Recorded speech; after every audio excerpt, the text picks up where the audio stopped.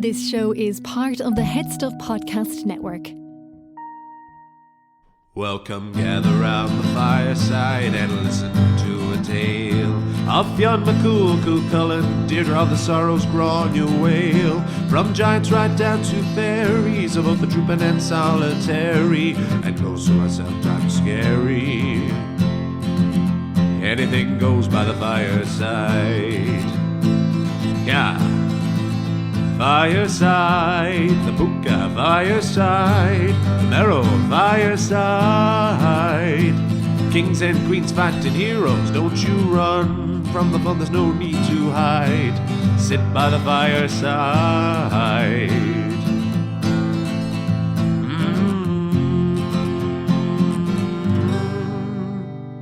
Fireside.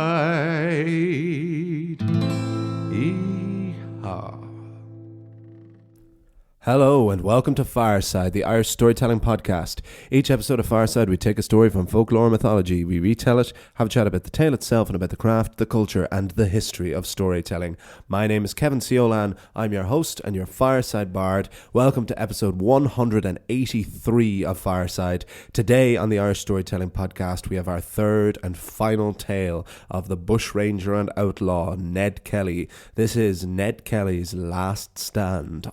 And before we get down to that, a very big welcome to any new and or returning listeners. If this is your first listen, why don't you at least listen to the two previous Ned Kelly episodes, Ned Kelly and the Bushranger and Ned Kelly on the Run, to get a bit more context to this, although you don't need to ultimately to do that. And if you're a returning listener, thank you so much for your continued support.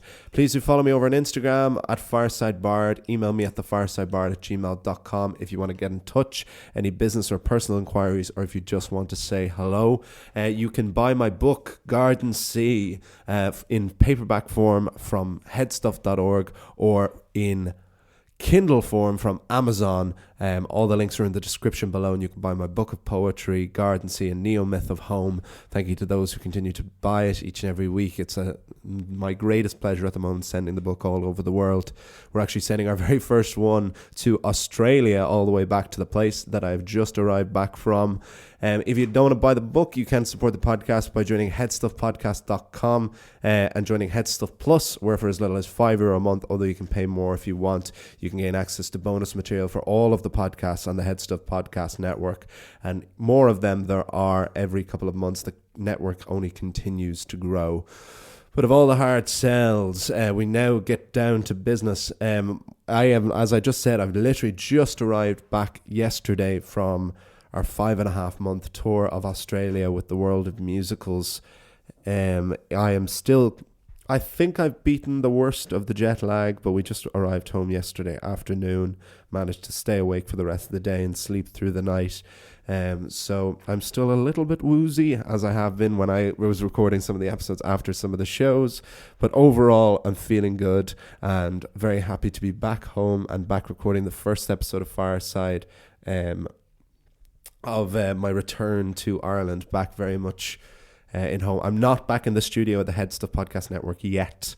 That will be in the next couple of weeks. I'll get back into the actual home of Fireside back in Dublin, and look forward to re-recording in the Head Stuff beautiful surroundings of the Head Stuff Podcast Network once more.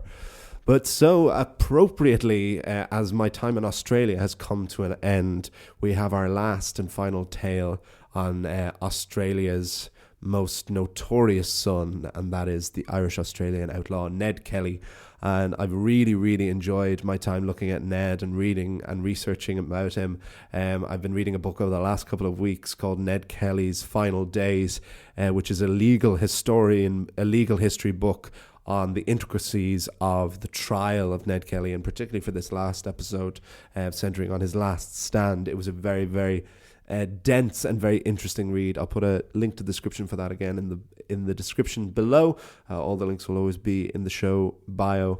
And I had thought to do this before coming home, but we ended up having a bit of a longer experience than we thought to get home. We were meant to be home on the 9th and didn't end up flying back until the 15th.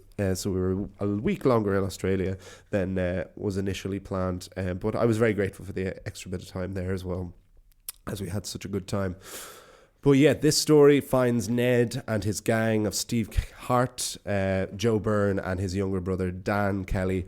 It finds them at the height of their powers and finds them in their downfall. They have rebelled from the law. They have murdered the police officers at Stringy Bark, and they have become the most notorious and most famous gang, and Ned Kelly the most famous man in all of Australia. And now we will see how the conclusion comes. And this is Ned Kelly's last stand on Fireside.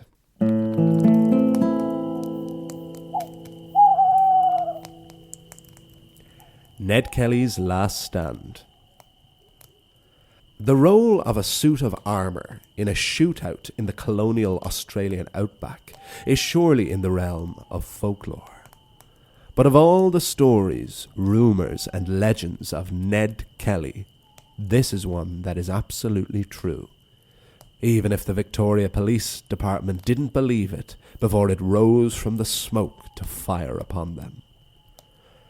Following their successful raids and bank robberies in the rural towns of Euroa and Geraldary and their murders of 3 police officers, the bounty for the Ned Kelly gang became $8,000, the highest ever for a group of bushrangers and the equivalent of $2.1 million today.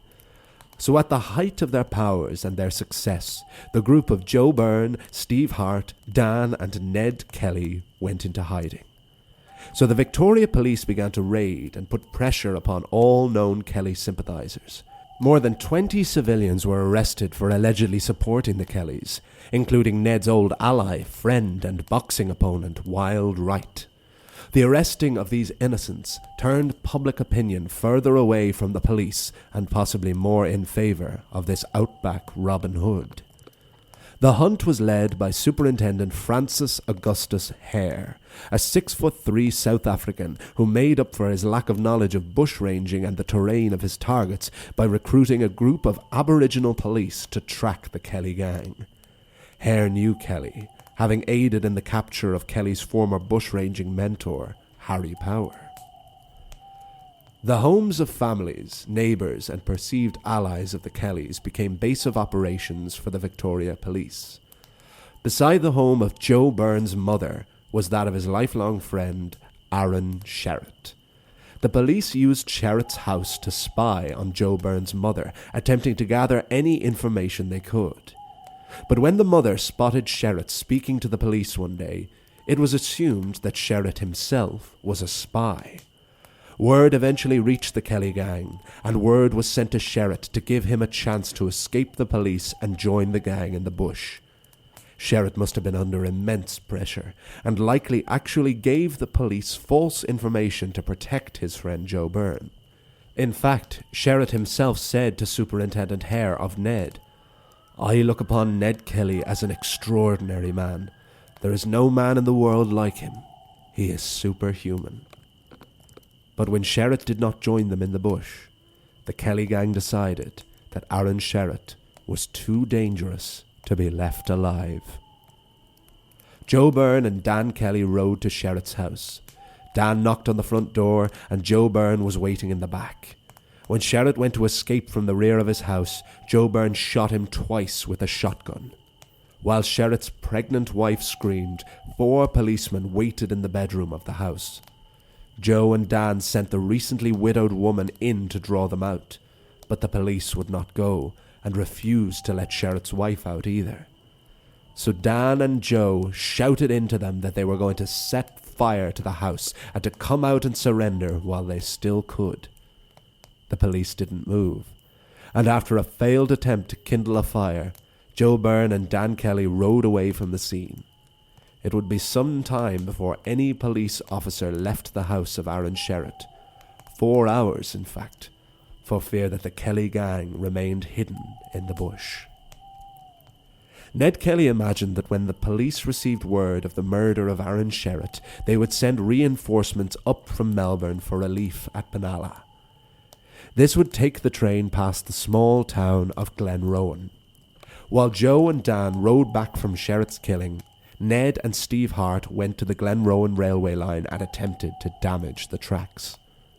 When they were unable to do so on their own, They held local labourers at gunpoint and forced them to bend the tracks where the line went over a ravine. Kelly told the locals he was going to send the train and all its passengers to hell. The plan was that the Kelly gang would don suits of actual armour, with plates of discarded and stolen metal moulded and smelted to cover their torsos, arms, and a tall helmet to cover their heads. The recovered armour weighed nearly 100 pounds. They did not forge armour for their legs, however, as this would have inhibited movement, and considering they were to position themselves at the top of the ravine to fire down upon the surviving police attempting to escape the wreckage of the train, the Kelly gang did not think protection of the knees would be necessary. After the train was destroyed, the Kelly gang planned to ride for the defenceless town of Benalla. There they would take over the police barracks, release prisoners from jail, rob the bank, and cause general anarchy before returning to the safety of the bush. This new wealth would make the Kelly gang some of the richest men in Victoria, wealth enough, some say, they hoped, to buy their own freedom. But while they waited for the police train to depart Melbourne and begin their master plan, the Kelly gang first took over the town of Glenrowan, including Anne Jones's Glenrowan Inn. They forced 62 hostages into the inn and gave them drink, food, and musicians played and sang throughout the evening. Not your average hostage situation.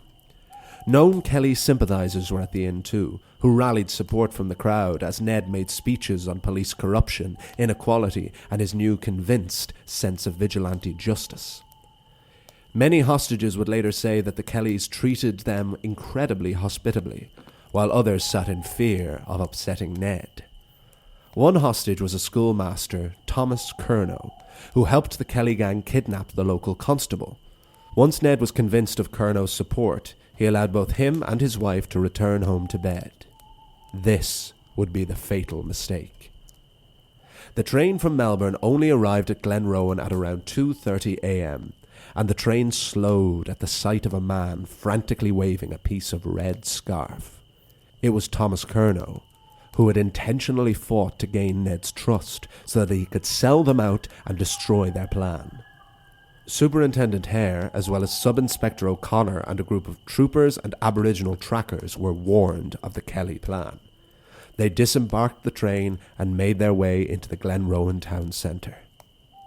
With the hour very late, and everyone drunk and tired, Ned Kelly was about to let all of the hostages go home when Joe Byrne ran into the inn and said that the police were here.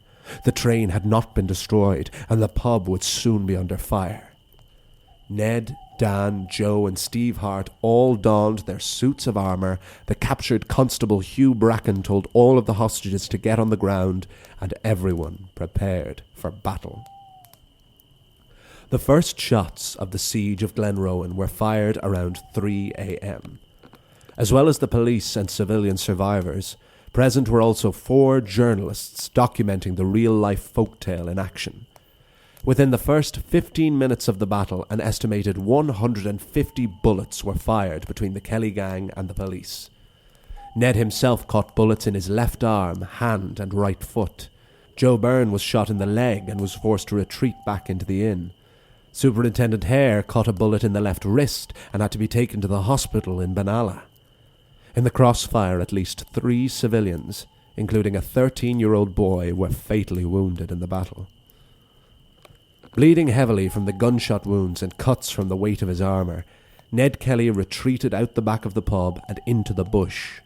He lay low until sunrise, when he intended to creep up on the police from behind. It was then that further reinforcements arrived for the police, bringing it up to 30 men surrounding the Kelly gang.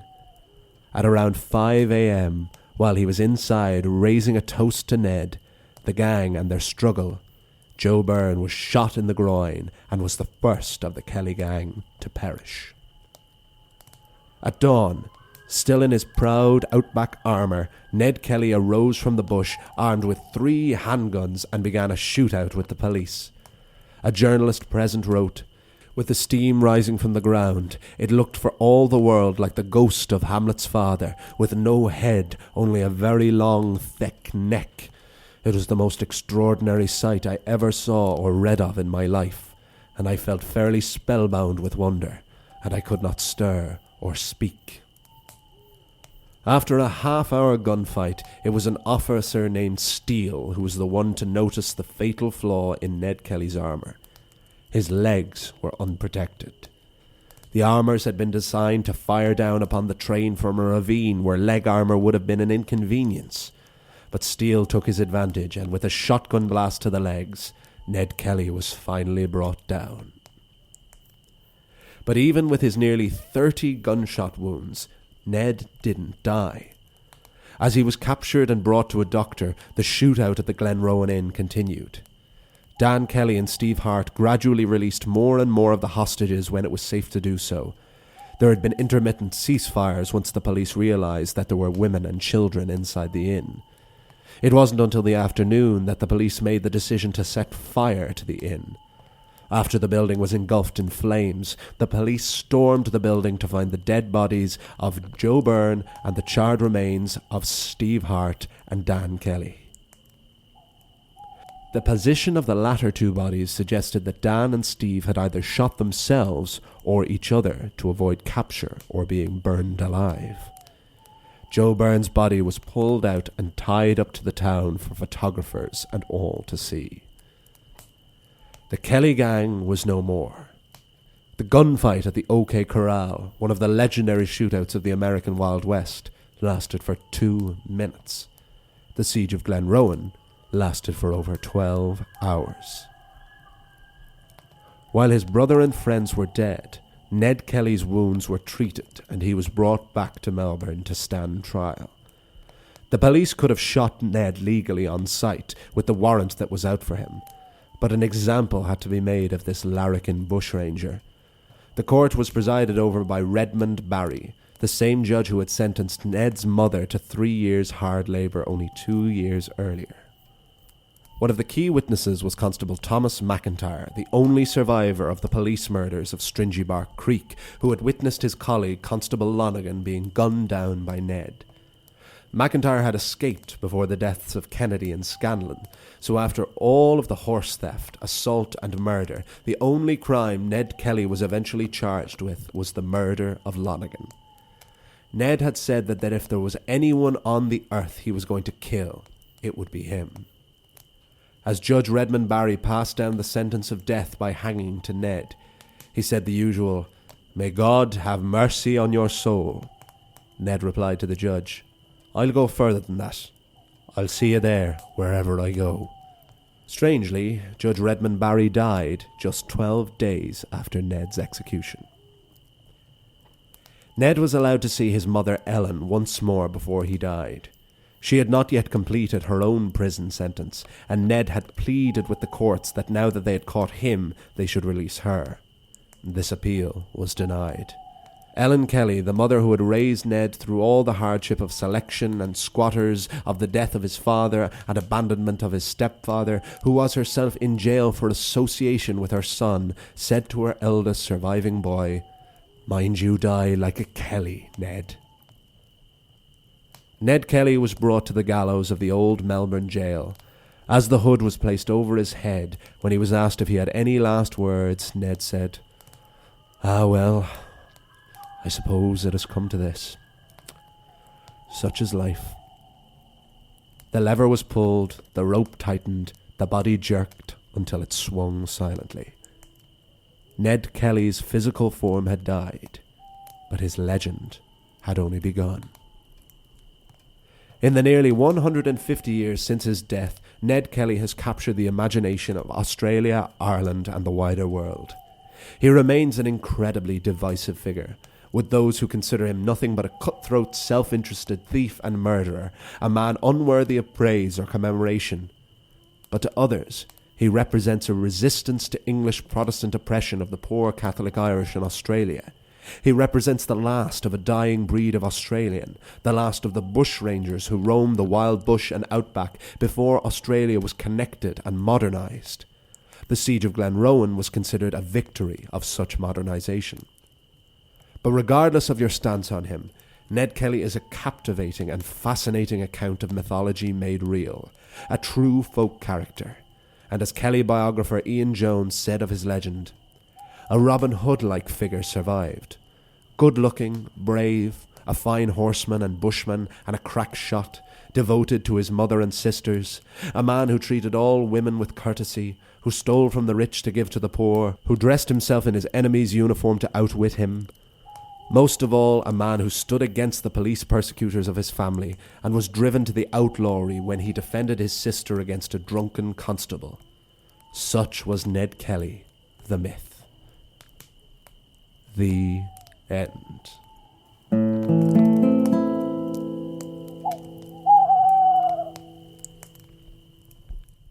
And there we have Ned Kelly's last stand on Fireside, and I hope you all enjoyed it. Yes, the Siege of Glenrowan, one of the three main events in the life and legend of Ned Kelly. We had two last week, or the week before last, when we did the Fitzpatrick incident and the shootout at Stringy Bark, both of which created his reputation as an outlaw and a criminal and started to stir the idea of his legend. But the Glenrowan Inn is where it all came to an end, and where, ironically, my fascination with Ned Kelly began, because we had been in Melbourne, and Ned Kelly, as I said in the first episode, was always a name I had known, but I'd never seen any of the films. I didn't really know anything much about him other that he was this Irish, Australian, rebellious sort of figure.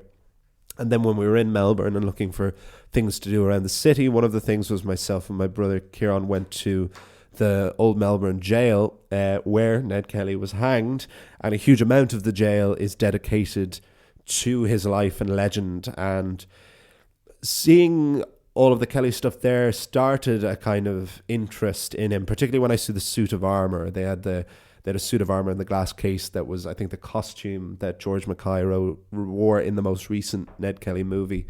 But then when we went into more rural New South Wales and Victoria, and were in the Victorian towns of Wangaratta, we were staying there, that is when we took a short drive over to Glenrowan, to the siege of the final battle with the Kelly gang, and where I had the experience I spoke about in the first episode, the incredibly fascinating and bizarre experience called actually Ned Kelly's Last Stand, which was a sort of Pirates of the Caribbean-esque animatronic experience of the final days of the Kelly gang, literally from the death of Aaron Sherritt through to the shootout and through to his subsequent trial and execution.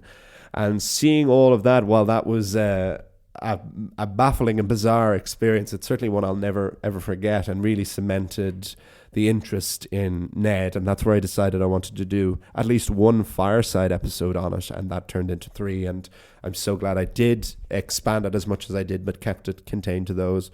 Because Ian Jones, that same biographer who did that final quote, he also said, like, the more you learn about Kelly, the more interesting and more deeper and deeper it gets, as with many subject matters. But with Ned Kelly, when it is such a divisive, you'll hear one thing that makes him sound like a monster, and you'll hear other things that makes him sound falsely accused and noble, and the truth naturally lies somewhere in the middle. And humans are complex, and especially legends are complex, because they naturally grow arms and legs with time. But when I was in Beechworth, which is another of the towns in what's called the Kelly country, I went to do a bookshop and got this book on Ned Kelly's final days, which the bookshop owner, when he saw me browsing through the Kelly section, said that was one that set the record straight. And it pointed out, as I said, it was a legal history of it, which was not my background at all and not the kind of book I would usually read, but it was incredibly interesting to see how law and order worked in Victorian era Australia. Certainly, I'm sure it was the same and different in many ways in other countries, but were how the trial and execution of Ned was handled, and especially like both by the public and the press. So, for example, we have this quote about Ned Kelly rising from the smoke, like dressed like Hamlet's father when he rose with the shootout, armed with 3 guns. Like, well, 2 guns and one more to go. In reality, apparently, like, Ned could like barely move at that point in that final fight, and that it wasn't so much this epic shootout at the end that it was made legend to be. He was like shot so badly, and like even though he survived his some 30 gunshot wounds, which is legendary in itself, he never regained the use of that left arm that he had initially been shot in. But the public opinion aspect was very interesting, because it has been said that it wasn't that the public went against the police and towards the Kelly gang; they just more went against the police, and that didn't necessarily imply support for the Kellys, but also that of all of the major Melbourne and Victorian newspapers, and even wider Australian newspapers of the time, which all represented the interests of different communities. There was more of a Catholic interest in one, a more Protestant interest in one, more like wealthier people, poorer people. Naturally, it was all over different demographics. That usually had polar opposite opinions on most contemporary events and modern affairs. This was the trial of Kelly was one that they were quite unanimous about. The press was overall just totally against the Kelly gang and crying for his execution, from basically the death of the Stringy Bark police officers through to his execution. And that it was more a small band of loyal followers who had always supported him that fought his case in the end, including some of his surviving siblings. Maggie Skillion, one of them, who was actually at the siege of Glenrowan, crying for her brother Dan to come out and escape this. And she would later then go to Melbourne to try and get in to see Ned before he stood trial, and was denied. And it was her who brought the bodies, the charred, unrecognisable, burnt remains of Steve Hart and Dan Kelly back to be buried in a grave. Whereas the body of Ned was subsequently, the head was stolen of it, and no one knew where the skull of Ned Kelly was. It was reportedly used as a paperweight. And Joe Byrne's body was not only tied up for a show at Glenrowan so that the photographers could take pictures, it was then taken back to Melbourne and displayed again before being taken away and buried in a pauper's grave, and no one knows where that is either. So it was a very interesting book to try and set the record straight of how the complexities and the nobilities on both sides, and I guess how we still take for granted the one truth or another, rather than like things being able to true at the same time, people being able to be one thing and be the other. But I highly, highly recommend it, Ned Kelly's Final Days. And just reading more about Ned in any way is one thing I've hoped with these couple of episodes that you all will have found interesting. And if you already knew about Ned, maybe learned something you didn't, or if you didn't know him at all, I hope that you have enjoyed these and then go on and research a bit more yourself and read a bit more. And as always, anyone wants to message me about recommendations for other books or sources on Ned, I still have one more to go that I haven't read now, which is about the Kelly hunters, the people who began to hunt him after the Stringy Bark, when he had been declared the outlaw and was able to be shot on sight. I'm hoping there's a good bit. I'm very fascinated. I mentioned briefly there these Aboriginal trackers that were used to find the Kellys by Superintendent Hare, as he was South African and didn't know the terrain well. And supposedly the Kelly gang were afraid of these Aboriginal trackers because they knew the land better than they did, and it was thought that they were the ones who would have helped find them so well. So I'm hoping there's more on that as well, and that aspect of the hunt. But he's a character that he's the figure that more books have been written about Ned Kelly than any other Australian. And that ultimately, I've said that before, but that ultimately really proves the point that whether you like him or hate him, thought he was a murderer or a hero, you cannot deny the fascination and the interest in him over time. But with that, I will wrap things up, folks. That's the end of another little saga on Ned Kelly. Next week, we'll have at least one more tale from these Fenian tales of giants. I have to find another new one for it now, but that will be next week. I think we'll do There's one more still to go from that, Usheen the Bard. I think there's one more good story still for us to adapt. But that will be next week. As always, follow me on Instagram at FiresideBard. Email me at thefiresidebard@gmail.com. Buy my book, Garden Sea. All the links are in the description below. Paperback or Kindle. Paperback can be shipped all over the world. Order it, buy it. Look forward to sending it out. Thank you for those who have already. Join Headstuff Plus at headstuffpodcast.com. I'll see you all next time. And remember, wherever you go, you can always join me by the fireside. This show is part of the Headstuff Podcast Network, a hub for the creative and the curious. Shows are produced in association with Headstuff and the Podcast Studios Dublin. Find out more or become a member at headstuffpodcasts.com.